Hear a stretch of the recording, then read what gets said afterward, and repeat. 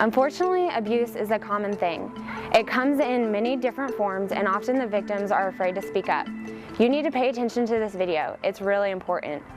Here are some things you can do that might prevent you from being a victim of abuse. You have the right to say no. Set limits.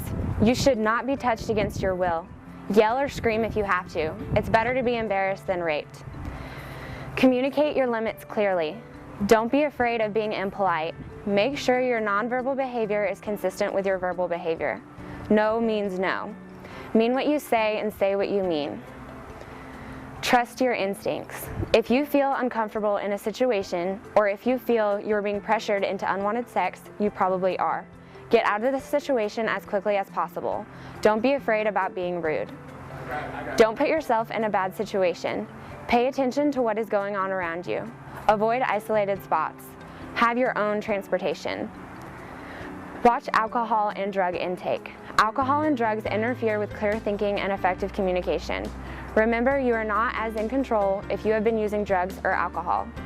If you leave with someone unfamiliar, make sure you tell another person you are leaving and with who. Ask a friend to call to make sure you arrived home safely. Reporting abuse is not about getting someone in trouble, it's about getting them help. You can also ask yourself these questions. Has anyone taken advantage of you and touched parts of your body you didn't want them to?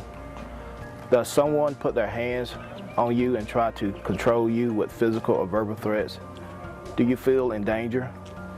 Has an individual made fun of you repeatedly, called you names, and made you feel worthless?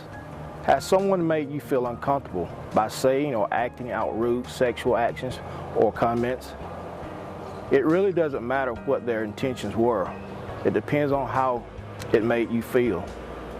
Has someone hit you in violence and there was a mark left on your body the next day? If you answer yes to any of these questions, you really should speak with a trusted adult about the situation.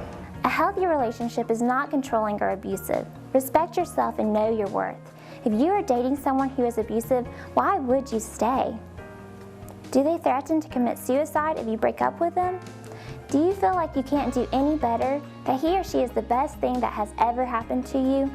Do they promise things will change, that they only act that way because they love you?